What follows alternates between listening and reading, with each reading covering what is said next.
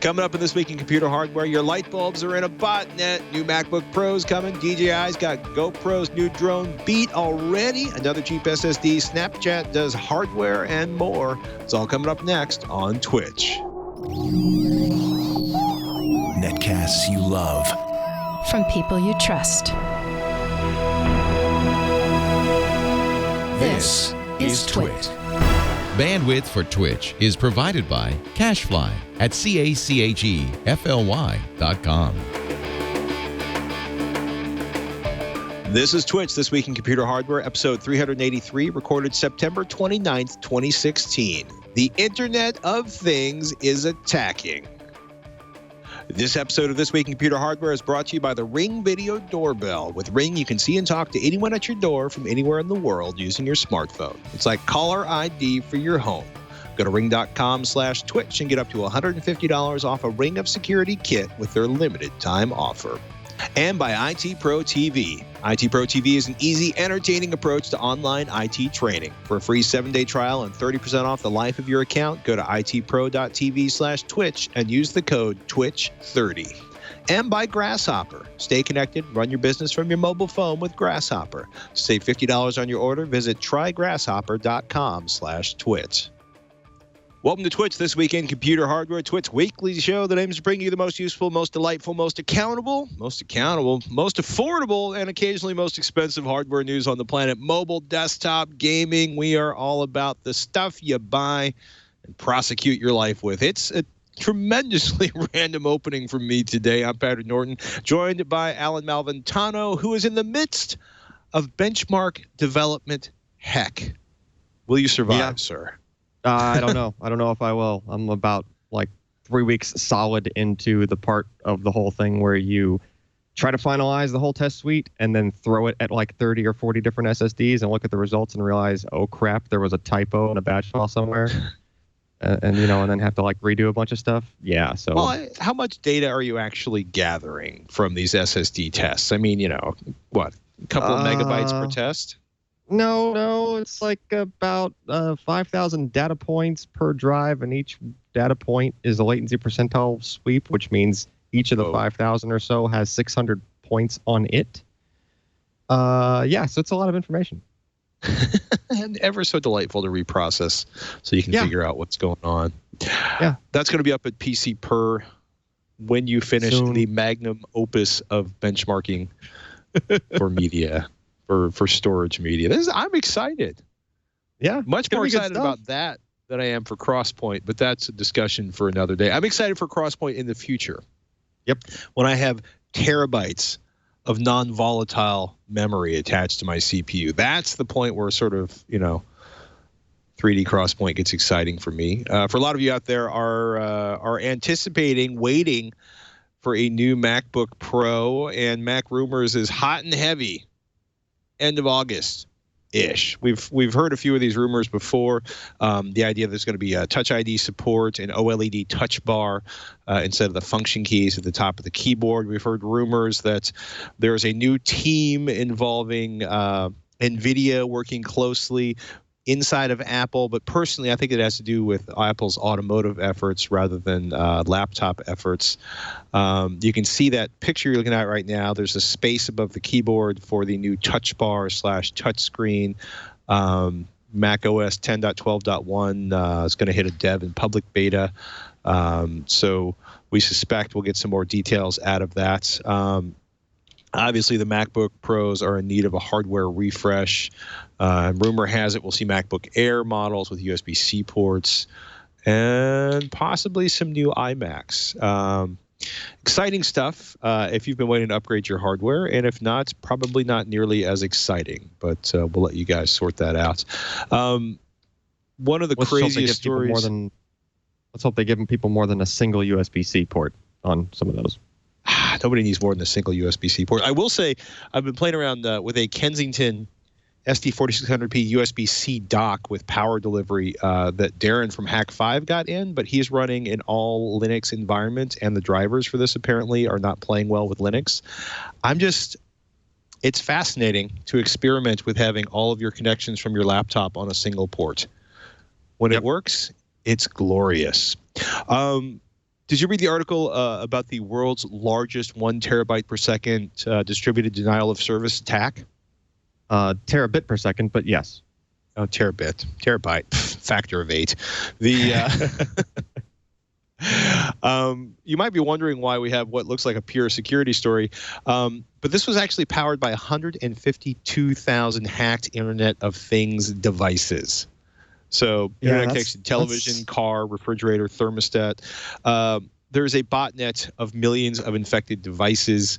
We talked about this on ThreatWire a couple months back. Somebody figured out how to use a bunch of unprotected security cameras in the UK to launch a DDoS attack.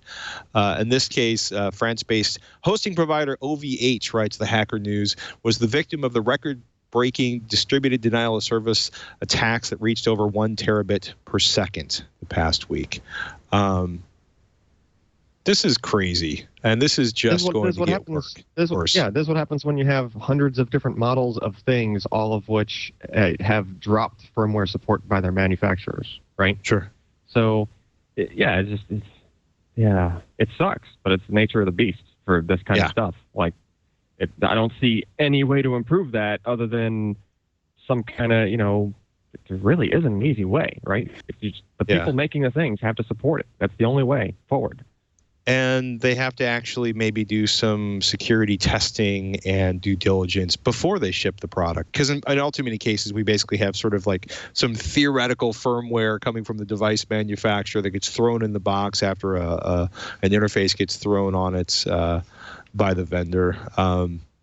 This is going to have to change. In a not particularly related piece of news, huge security update over at Tesla, of all places, after somebody figured out a way to get inside of the operating system on their cars. In any case, Hacker News is the source for that Internet of Things distributed denial of service attack, and Swati Khandelwar is the writer on that. It's a good read. Toshiba announces OCZ TL100 2.5-inch SATA SSDs, 240 gigabytes at 28 cents a gigabyte. Not, however, the magic 10 cents per gigabyte that Ryan Shrout is demanding, but getting closer. It's 38 cents per gigabyte at 120 gigabytes, 240 gigabytes at 28 cents a gigabyte. By the way, in case you're wondering, that's $68. Have you had a chance to test those yet, Ryan? Excuse me. Nope, they're on our Allyn. the other Ryan. No, they're on their way. As soon as we get them in, we'll run them through that brand new test suite that we're working on. But it's just good to see the prices coming down, even if the performance isn't spectacular. As long as it's good enough performance for average Joe, right. It'll be something to recommend for people to buy, especially when you're that far below $100. Right. For the storage of your next budget build, like that's much easier to swallow, right? Like $68 right. is really not that much for reasonably fast SSD in a system. Yeah. So what you're saying is you anticipate that they will be faster than rotating media drives, and they probably will not be fast as, say, an 850 Evo. But the truth is, we're not going to know until they actually ship. True. Are we going to get much below 25 cents a gigabyte by the holiday shopping season? Is there any reason to wait much longer before buying an SSD? I wouldn't be surprised if you saw some models of drives like 850 Evos and stuff clipping 20 cents a gig during like holiday sales. That wouldn't surprise me, especially with the Samsung 960 coming. Now they're going to have 2 generations of SSDs for M.2 out there, and their SATA stuff. Like I could just see it, starting to taper off as far as how much those are selling. Like it's going to start getting a little bit taken over by M.2. Right. Not for everybody, obviously, but there's a higher and higher proportion of systems out now that are M.2 capable, and it just makes more sense to go that way for desktop or laptop. Not arguing here. Also with NVMe. I love NVMe. Yep. 65,232 concurrent operations. I just don't get me started. 65,536. Or 65,535. I was so close. Yeah, Max queue depth of NVMe. It's a little higher than 32. But here's the thing.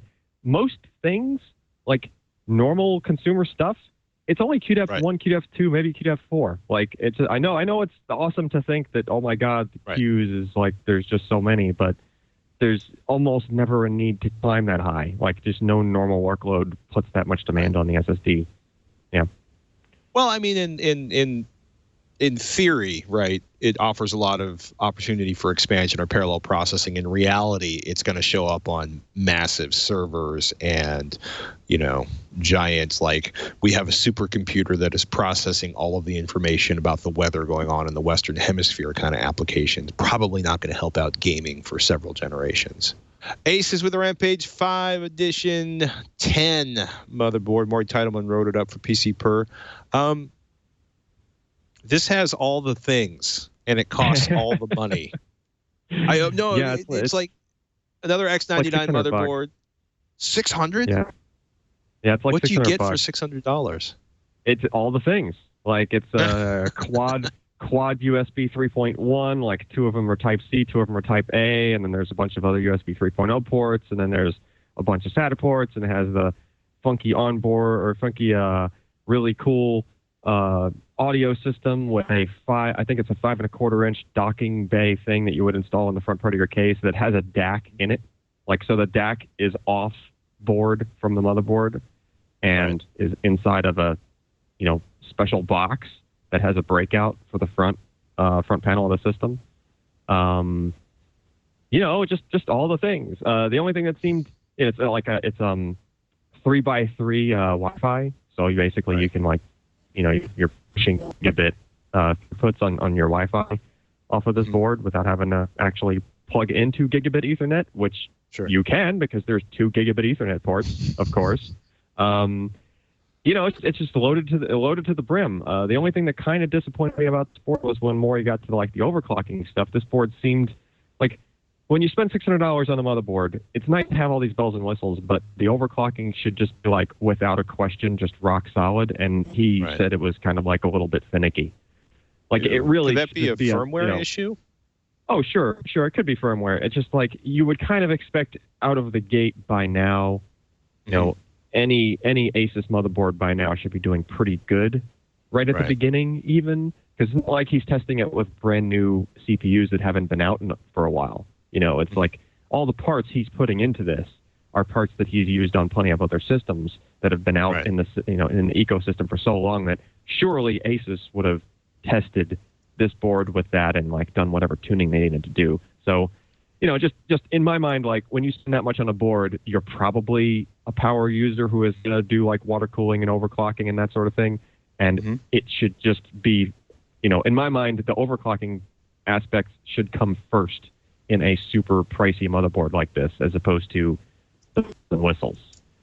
You know, but that's just me. Yeah. I will say I was delighted that it has the sort of front panel, you know, with the volume control, the 1/4 inch jack, and the 3.5 millimeter headphone and microphone line-in jacks. That amused me to no end. Especially this is also the DAC is in that box. Yeah. So that's pretty awesome. Like, that's actually a pretty significant thing, right? Because, I mean, as you know, like, if you can get the furthest away from the digital thing you can get your audio, your analog portion, the better. So this just completely separates it, puts it in a box. That's still inside the box.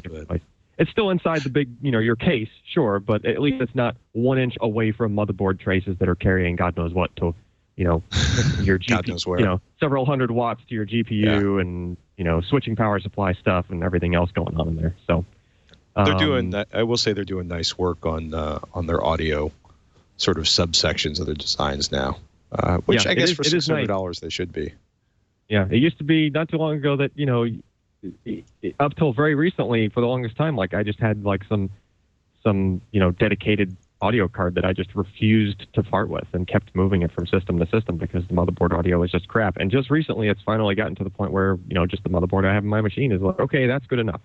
Now I can, you know, not have, you know, keep dragging this clunker, you know, dedicated discrete audio card with me from system to system. That makes sense.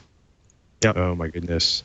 We should take a moment to thank our first sponsor. This episode of This Week in Computer Hardware is brought to you by the Ring Video Doorbell. You've heard Ryan talk about it. It is pretty amazing. There's a home burglary every 13 seconds in the U.S. Most burglaries happen in broad daylight. Burglars will ring your doorbell to make sure away before they break in and start stealing your stuff. The Ring Video Doorbell has been proven to stop burglaries before they happen by allowing you to see and speak to anyone approaching your door using your smartphone, even if you're not there. Now Ring is using their advanced motion detection technology to protect your entire property with their Ring of Security kits. Kits include a Ring Video Doorbell. It may include a stick-up cam, a solar panel, chime, and/or solar security sign. Pro kits include a slim Video Doorbell Pro with crystal clear 1080p HD video and night vision. It's hardwired, so it never needs to charge. The wireless and weatherproof HD stick-up cam keeps an eye on other parts of your property and allows you to hear and speak to visitors with two-way talk. Plug the chime into any standard power outlet to know when you have a visitor, even if your phone's in another room. And the illuminated solar security sign deters intruders before they get to your door. Yeah, a little social engineering there. Oh, my goodness. And now you can connect your Ring Video Doorbell with your favorite smart locks and hubs for added convenience, monitoring, and security. I like this. So you verify somebody's there with the Ring Video Doorbell. You tie it into your smart lock. You can let them in even when you're away from home. I know Ryan is a huge fan of the Ring Video Doorbell. He got one for testing at home, ended up buying another one for the door at his office. Do yourself a favor. Join the millions of homeowners who protect their home with Ring. For a limited time, This Week in Computer Hardware listeners can get up to $150 off one of the Ring of Security kits. Go to ring.com/Twitch. That's ring.com/TWiCH, and you can get up to $150 off one of the Ring of Security kits. And we want to thank Ring for their support of This Week in Computer Hardware. I remember reading one of the earliest reviews of the iPhone 7, Walt Mossberg, and up at The Verge/Recode, and he was basically saying, all the cool stuff's happening in the iPhone 8. The iPhone 7 is nice, but it's not really what we were hoping for. And 905 Mac's got a great article. KGI, the analysts, increasing likelihood iPhone 8 will feature glass front and back, stainless steel metal for premium models, which is my way of saying, look, kids, the iPhone 8 rumors have already started. This is ridiculous. Like it's been out for 2 weeks. Yeah. 2 weeks. You're already starting on the next one? Why not? Yeah, and apparently it's all about the jet black iPhone 7.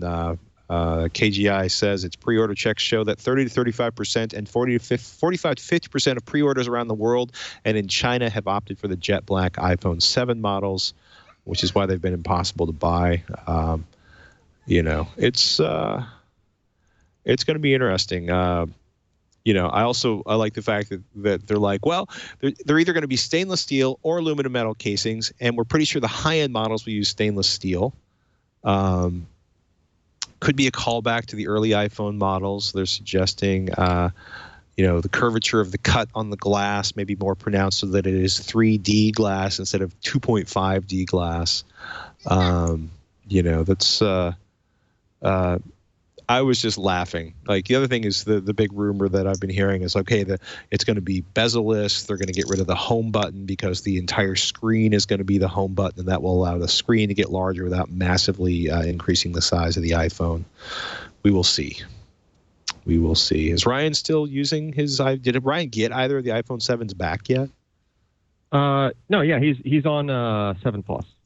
One of the surprises at IFA this year is we did not see as many Android Wear or Android-based watches as we expected. Not that we were expecting a huge, we saw a few, but a lot of the major manufacturers didn't kind of seem to be showing up with new models. Part of that might be that it looks like Android Wear 2.0 has been delayed from this fall to early 2017, i.e. post-CES. Nice article up on 95 Google saying that Google cites, quote, quality requirements, unquote, for the platform is the reason for the postponement and not hardware delays. Huawei, LG, and Motorola announced earlier this month that they won't be releasing new devices in 2016. Additionally, we have not heard much about Google's rumored Android Wear devices. That could change, right? Because we know next week is going to be the big October 4th announcement from Google, where we anticipate learning about the Pixel phones and possibly a Alexa competitor. But right now, new developer preview is adding Play Store access to the watches, trying to make the watches more independent. And the Play Store will be able to, on the Android Wear, will be able to download apps over Bluetooth, Wi-Fi, or a cellular connection. But if you have been anticipating the new version of Android Wear, you're going to be waiting for quite some time. I also thought it was interesting. 95 Mac has an article that says a number of Android Wear smartwatches are not pairing correctly with the iPhone 7, which has to be incredibly frustrating if you have an Android Wear watch, because it will work with, not all of its features on iOS, but most of its features on iOS. But the Moto 360 V2, Asus ZenWatch, and ZenWatch 2, Fossil MK, Tag Heuer watches are all not pairing with the iPhone 7, despite the fact that they will work with the other iPhones.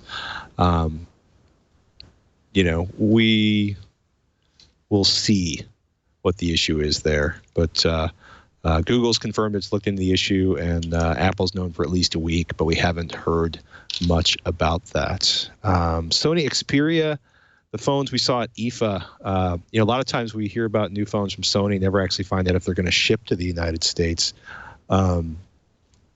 This is kind of amazing that the XZ and X Compact smartphones actually have U.S. pricing and a ship date. The XZ and X Compact will start shipping October 2nd and September 25th, writes TechCrunch through Amazon and Best Buy. Not outrageously priced. We're looking at $700 for the unlocked version of the XZ with 3 gigabytes of RAM and 32 gigabytes of storage. That's the flagship 5.2-inch XZ and can shoot in 4K. And then the X Compact, which is a 4.6-inch screen, which, as TechCrunch notes, qualifies as compact now, is going to be selling unlocked for $499. And both of those, of course, starring the ridiculously dense 23-megapixel rear-facing cameras. I am very curious to find out what low-light performance is going to be like on that camera. Motorola, by the way, pretty much doesn't exist in the U.S. anymore. They have laid off the bulk of their remaining employees in the United States. Motorola will continue to make phones, but will be doing most of its development, it seems, out of China. I should say Lenovo is moving the remainder of its operations to China, which kind of makes sense because they've had 2 competing phone development divisions, one in the U.S. and one in, China.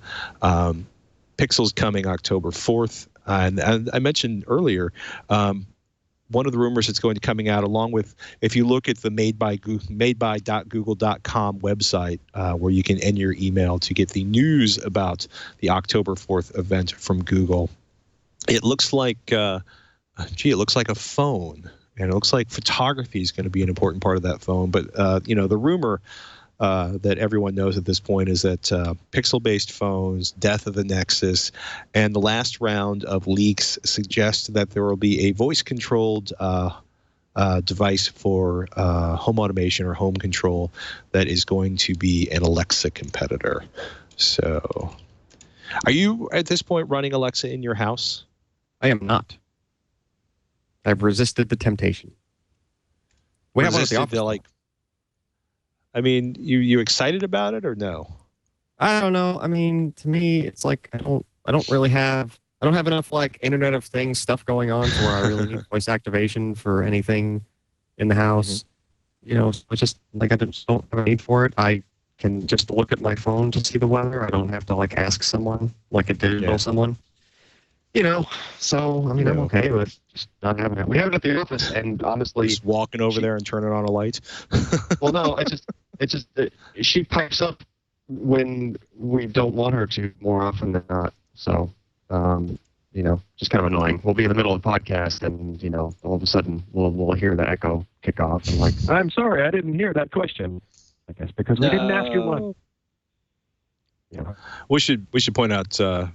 Google Home was announced at I/O 2016, and I guess part of the big the big thing is hopefully having a ship date next week, and the rumor, according to several places, that it's going to be $50 cheaper than Amazon's Echo. I know Shannon lives for the Amazon Echo in her house.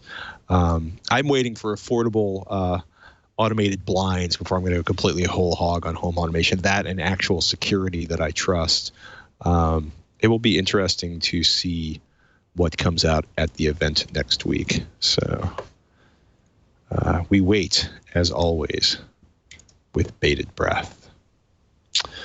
The demand for highly trained, experienced cybersecurity professionals continues to grow. Hiring managers are looking for relevant certifications, and IT Pro TV is the best way to stay up to date with current IT certs. They got over 1,000 hours of content, and more than 30 hours are added weekly. You can stream courses live and on demand and on the go with your mobile device. Course topics include Certified Information Systems Security Professional, CompTIA Security, CompTIA A+, and Ethical Hacking. They're up to version 9 on that. October courses include CCNA routing and switching, installation, storage, and compute with the Server 2016, Windows operating fundamentals, Red Hat Linux, and networking with Server 2016. Transcripts let you follow from start to finish or jump to any part of the video. That's nice if you're trying to move fast. They got 100+ step-by-step virtual machine labs and the Transcender practice exams. That's a $109 value right there. And you can take advantage of their low monthly subscription price and no hassle cancellation policy, so you're not stuck paying forever. If you don't want to. If you keep learning, keep paying. Subscriptions are still the best value, but courses are also available on Amazon Video Direct. And if you're currently signed up for an enterprise account with an IT Pro TV competitor and are subject to rate increases, IT Pro TV will match your previous year's pricing of that account so that you and your team can learn at an affordable rate. IT Pro's TV's clients include Harvard, MIT, UCSD, Stanford, and more. Some seriously heavy hitters, people. Do yourself a favor, visit itpro.tv/Twitch to access the most popular IT certifications. Premium subscriptions are normally $57 a month or $570 per year, but we have a special offer. Try it free for 7 days when you sign up using our code TWiCH30. You'll also receive 30% off the lifetime of your account. That's less than $40 a month or $399 for the entire year. Just visit itpro.tv/Twitch and use the code TWiCH30 and try it free for 7 days, plus save 30% off the life of your account. That is a serious deal, people. And we want to thank IT Pro TV for their support of This Week in Computer Hardware.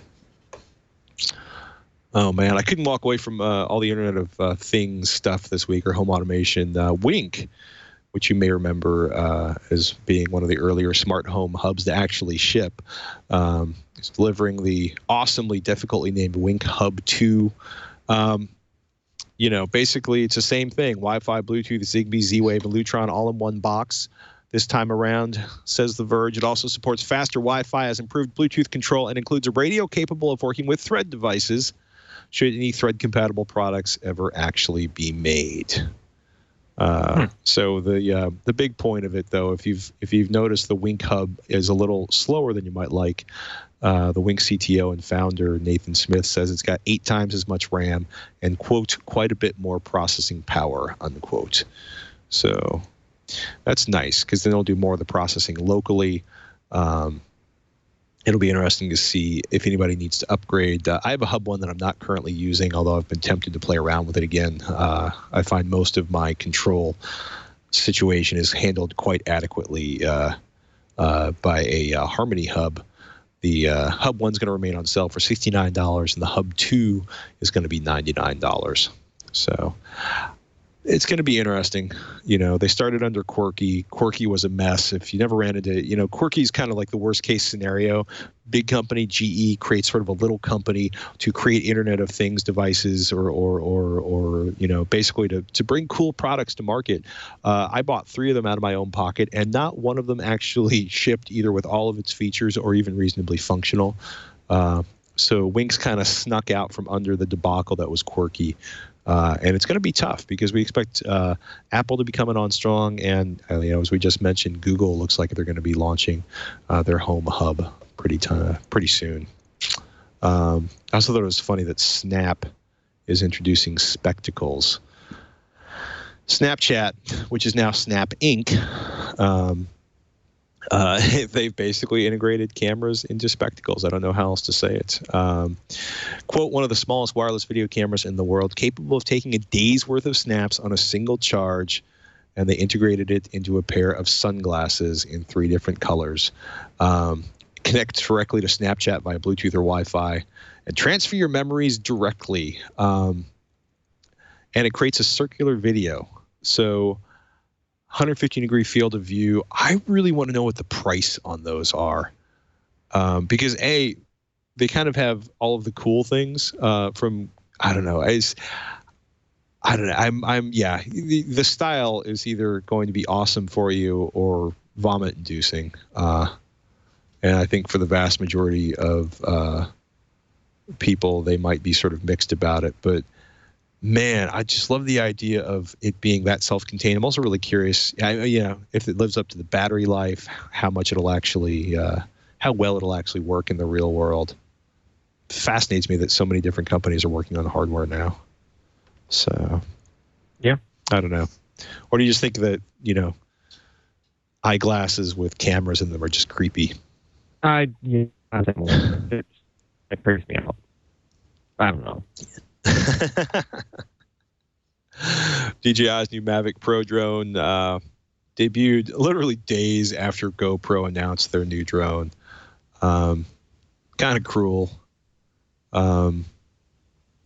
It was a lot of people I knew were concerned when they're like, DJI is doing a folding drone, a collapsing drone, an easy to carry drone. Oh my goodness, is it just going to be a rebranded hobbyist model?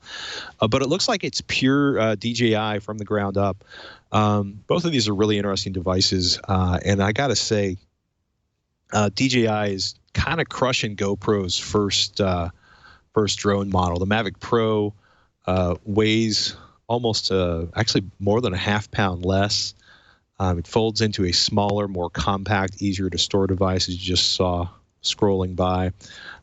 They're claiming a top speed for the Mavic Pro of 40 miles per hour in sport mode, which is a way of saying going really fast while burning through your battery. That's a little bit faster than the Karma, which is claiming 35 miles per hour. 27 minutes of flight time for the Mavic Pro versus 20 minutes for the Karma. 4.3 miles away from its controllers, the distance that DJI claims a Mavic Pro can go. The Karma's right around 1.86 miles, according to GoPro.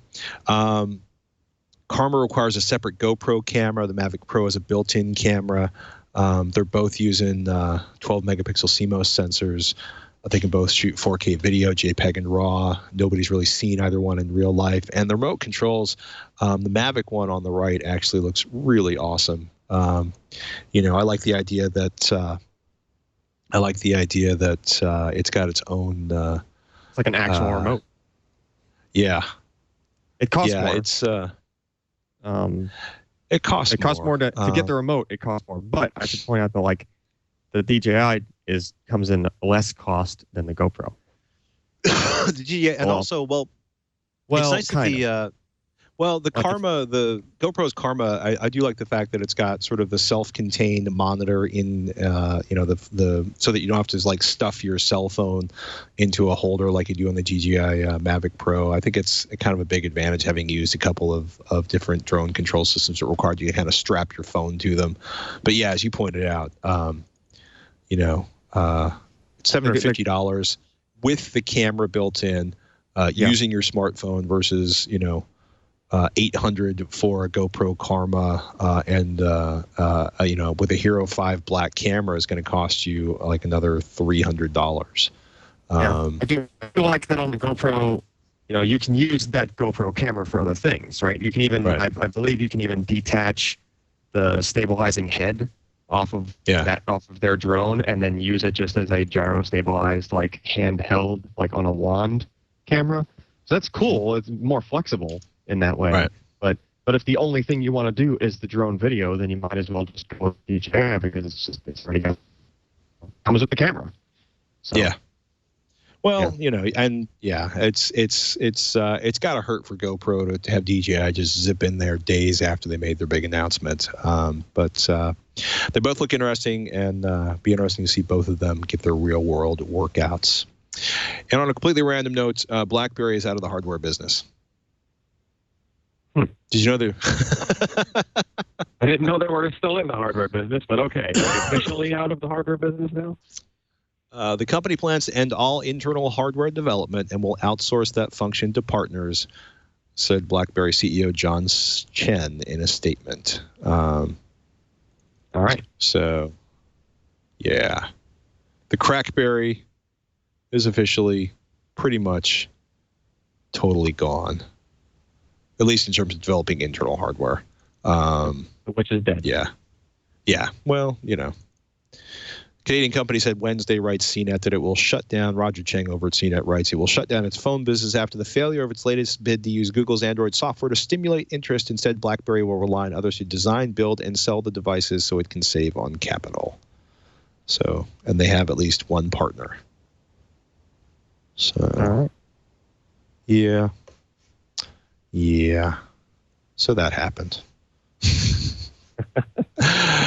And finally, this episode is brought to you by Grasshopper. Grasshopper is a virtual phone system designed for entrepreneurs. It works just like a traditional phone system, but requires no hardware purchase or software installation.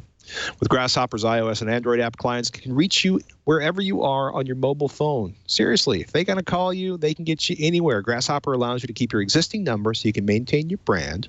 When you make a call, your client will see your Grasshopper caller ID instead of your personal phone number. Simply select a toll-free or local number, record a custom greeting, and add multiple extensions for your business. Toll-free numbers are great for marketing, and they make your business sound more professional. Set up department and employee extensions with a custom call forwarding to any phone in the world. Is sounding cool yet? Get voicemails emailed to you as audio attachments. You can also send and receive SMS text messages from your business number. And you can join over 250,000 Grasshopper customers today. Plans start at just $12 a month. You have a 30-day money-back guarantee. You got nothing to lose here, people. Turn your smartphone into a business line with Grasshopper. To save $50 on your order, go to trygrasshopper.com/twit. That's trygrasshopper.com/twit. And we thank Grasshopper for their support. Man, do you ever have carpal tunnel issues? Do you ever run into sort of any typing or mousing issues? No, the only issue I run into is I'm a little hard on like one little bone in my wrist.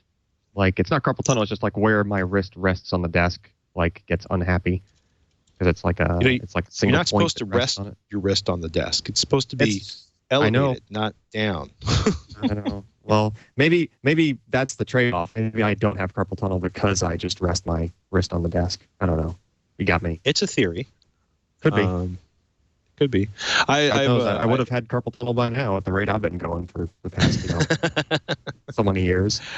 Well, I have a couple friends who completely destroyed their wrists through excessive hacking sessions and coding sessions to the point where they really cannot use a standard keyboard without getting into tremendous amounts of pain relatively quickly. And a lot of it also works for the way people operate mice. Sebastian Peak did a nice write-up on Evoluent's VerticalMouse C right wireless mouse review. So Evoluent, they make ergonometric mice and keyboards. And, you know, if you've never seen a vertical mouse, it can be really disturbing. But the whole idea is to correctly align your wrist and thus align the bones in your forearm to give you the sort of least amount of trauma. Sebastian was concerned about whether or not, is it going to be difficult to change? It's sort of, after a lifetime of mousing with an ordinary mouse, is it going to be weird to mouse in a different position? Is it sensitive? Is it accurate? And he used it with his PC for a week.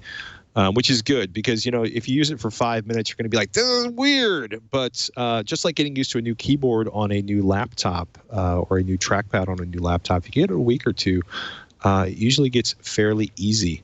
USB dongle and batteries included in the package. The right side has it's a right-handed mouse. You have right and left-handed versions. The mouse buttons include left, center, and right. There's a scroll wheel on there in between the first two buttons, and you can change the speed of the cursor with that button that sits there behind the scroll wheel.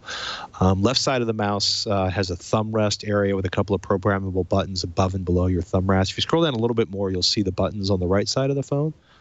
There we go. So those are the buttons. Your left and right click, the scroll button, and you can adjust the speed with that little button below the scroll button. That small button is used to change the speed of the cursor, which is pretty slick and kind of very gamey. And then the left side of the mouse is thumb rest and has a couple of buttons that are programmable there. Batteries are loaded in the bottom, and you can also stuff the wireless adapter in there. Sebastian said it only took a few hours for him to get used to the mouse, and quote, by the second day, I started to feel more comfortable and more in control of the cursor. And he said that was his biggest pain point, was actually getting used to moving it around with his hand in the handshake position rather than the claw position. But he said he immediately liked the feel of using the mouse buttons, and with his thumb nestled into the left side, it was more of a slight squeeze to press the buttons rather than a push. Sebastian says, I found myself using my thumb with equal pressure for each button press. The scroll wheel was also easy to get used to in this orientation, and the wheel hardware felt very good. In fact, all the buttons felt very good, as I would have expected, given the MSRP of $110. The point is very few vendors will actually say that our device will cure your ergonometric ills. But as Sebastian points out, if you have any discomfort, you should try a handshake mouse just to see. I've seen joystick versions where you hold it like this, the handshake version, which is what Sebastian tested here. If you think a $110 mouse is expensive, find out what surgery for carpal tunnel syndrome costs, or for not being able to use your wrist for any of a number of daily activities, or just compare it to a weighted gaming mouse. It's amazing how much people charge for mice these days. In any case, good option, gold award from PC Perspective, and something to keep an eye out for. Dude, you've been excited about the Yoga OLED. Is that what you covet? I heard you picked that as your hardware this week. Your hardware pick this week. I did, because the screen is amazing. It's too bad I can't show you how nice it looks over the stream, because my stream is being silly today. But yeah, it's one of those. It's dangerous. It's dangerously close to being the display equivalent of the thing where I say, don't use that computer with that SSD in it if you are not ready to upgrade from your hard drive. Honestly, it's the same kind of thing, which is really weird, but it really, really is. I took that X1 Yoga with me on the trip to Seoul last week, and I used it for a week solid, and I just got so used to that screen that when I got back to the States and I tried using just my desktop screen, which is no slouch of a screen, it's a nice display, nice IPS screen, looked fuzzy to me, and just looked not as sharp, because the kind of contrast and just the kind of sharpness you get due to that contrast out of an OLED screen is nice. Kind of addicting. It really is. Yeah, and I mean that screen is it's really, really dang nice to use. And the laptop, the laptop as a whole is it's a really nice, it's a nice layout. It's a ThinkPad. It's it's reasonably lightweight, pretty snappy. I mean, I was trying to crunch through those insanely massive spreadsheets and stuff that I was working on that usually is kind of slow to process even on a desktop. And it was handling stuff just fine. So, really, really, yeah, really good for it's kind of got everything in there. It's got that little I forget the name of that pointer, that little nub in between three of the keys on the keyboard, whatever the heck they call that thing, the track point thing or whatever it is. It's got that. It's got a pen. The pointing pen has it has an actual pen on it that. It's like built into the laptop that you can just slide out and use, and then put back when you don't need to use it anymore, and you don't have to fumble with oddball kind of like keyboard cases with little loops to hold the pen or any of that stuff. It's in there. It's just part of the thing, and it charges when you dock it. Nice. Just really nice touches. And I actually found the screen to be so vivid that Lenovo probably saw this as an issue. Like it as part of their software. One of the switches you can flip is there is like a drop down menu of all of the different color spaces. So they've kind of go ahead and done like a rough. I mean, I'm sure it's not calibrated specifically to this particular unit, but they gave you a rough if you're doing photo editing, you should probably drop it down to this more reasonable color space and make the colors not, make the colors not pop that much to the point where the photos you're editing are actually coming out, not looking the same on other displays once you're done, right? That's always awkward. Once you try to view it elsewhere, yeah, like you wouldn't want to because it's just so vivid of a screen that potentially you could just be knocking the contrast down on your photos while you're editing them, and then causing bad things in other places. Anyway, yeah, just I'm with you. really impressive machine to me. I'm not one to get excited over laptops typically, but this one, it actually got my attention. Yeah. Yay for attention. Yeah. Something that kind of took me by surprise. There is a new Raspberry Pi operating system that came out today or sometime in the last day or two. Pixel. And I was like, whoa. New splash screen replaces the old cryptic boot message. It's essentially a skin for Raspbian that makes it easier to use. Real VNC Chromium is replacing the Epiphany web browser, which is huge to me. A couple of extensions are pre-installed, including uBlock Origin, which we were talking about. If you've been using AdBlock Plus, it's time to go to uBlock Origin, find out why in this week's episode of Techzilla. It does the H.264 IFY extension, which means YouTube video is going to look better on the Raspberry Pi. Chromium, by the way, is going to work better on the Pi 2 and Pi 3 than it will on the Pi 1 or the Pi 0. Real VNC is pre-installed. There's a SenseHat emulator, so you can test ideas for SenseHat peripherals. So you can adjust the gyroscope, temperature, screen, tons more. I'm pretty excited about that. New icons, which will make it easier to read and view. I am exciting. I am exciting? No, I am excited. Makes it super easy to disable Wi-Fi or Bluetooth, which I really appreciate because I've played around with having to turn those off for different projects. And if you want to update your current version of Raspbian, I'm going to tell you to go to the lifehacker.com article that Thorin Klasowski wrote up there. Basically it's all about a sudo apt-get kind of situation, but I'm excited to start playing around with that. And I literally have a Raspberry Pi 3 in my bag to my left that I will be installing it on there. So, yay. Cool. Looks like it's going to be an improvement. Whether or not I can actually do next week's tech thing exclusively on the Raspberry Pi using Pixel, we'll find out next week. So, any idea when the benchmarking joy will end for you, or you? I'm hoping to get the first article on the new suite out early next week. It might mean that I will slave over the whole silly thing for the whole weekend to get there, but I am hell or high water. That thing's coming out. Whether you like it or not. Yeah. This is exciting, if slightly terrifying. Yep. Oh, basically. Goodness. Ryan's working on something. Can we mention it, or is it a super secret kind of thing? He's working on things that will enable us to test more things. Yes.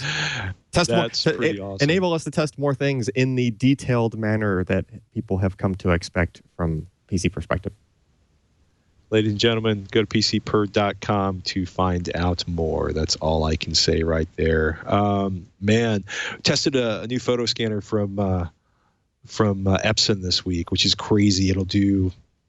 It's designed to quickly scan family photos, like up to a photo a second in piles of 30. A little bit slower if you do 600 DPI scans, but I got to say the scans look gorgeous, and the software they put together for the Fast Photo FF640 is pretty impressive. I was running some really ancient photos through there with some pretty cool results because it will automatically compensate. It'll save a second copy of the file and compensate for what they know based on sort of the colors that the white parts of the photo turn into. They can compensate for the overall aging of the dyes in the paper over time, which is kind of mind-blowing to me.